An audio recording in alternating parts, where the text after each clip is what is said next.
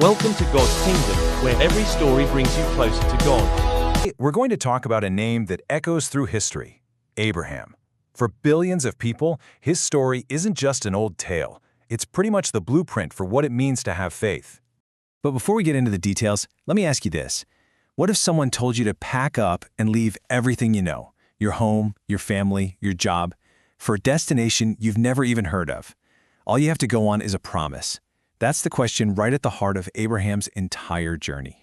All right, so our story starts in a place called Ur. It was a big, thriving city back in the day, and here we find a man named Abram, just living his life. But then, a single command completely turns his world upside down, and, believe it or not, changes the course of history forever.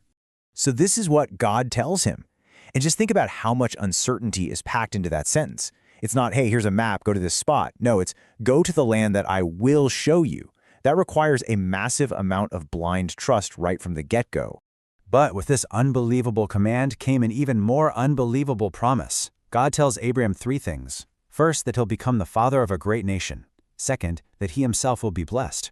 And third, and this is the big one, that through him the entire world would be blessed. So this was never just about one guy's road trip. It had global stakes from day one. And get this, Abram wasn't some young guy looking for adventure. He was 75 years old.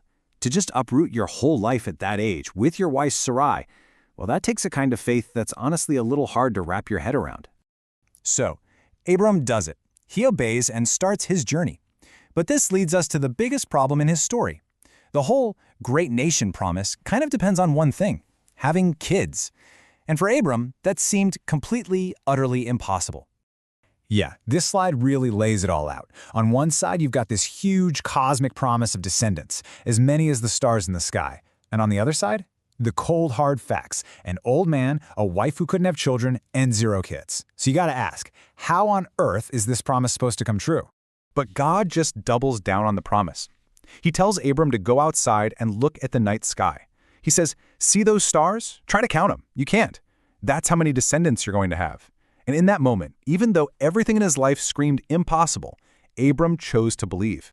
And this is the point where God makes it official. He seals this covenant, this unbreakable agreement, by changing Abram's name.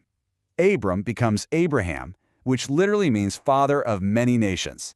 Think about that. He was named for the promise long before he ever held the child of promise. It was a statement of fact about the future.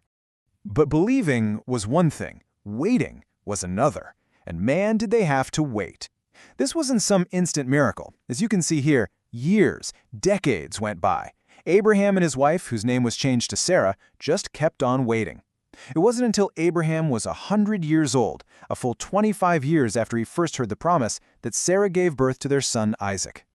So, the miracle baby has finally arrived. You think, okay, happy ending, roll the credits. But nope, the story's not over.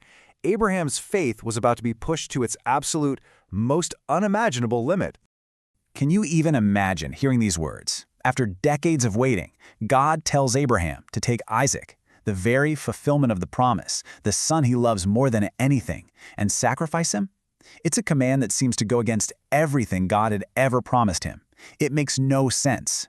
And yet, what does Abraham do? He obeys. He gets up the very next morning and starts the journey. I mean, can you imagine that walk?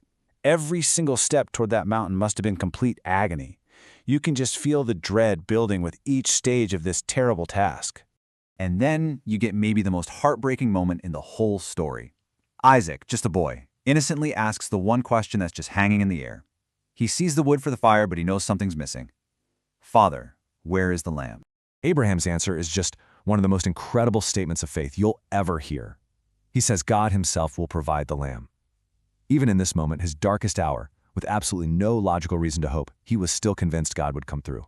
So he builds the altar, he ties up his son, he raises the knife. And then, at the very last possible second, an angel of the Lord calls out and stops him. The test was over.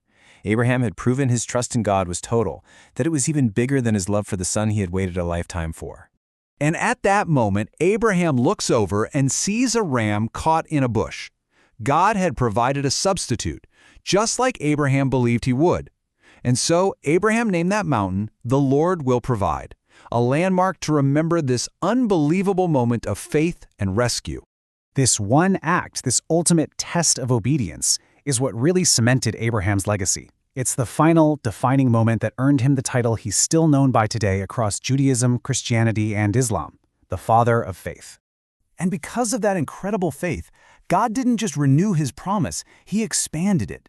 Now, Abraham's descendants would be as numerous as the stars and as the sand on the seashore, and the promise of a worldwide blessing became even clearer.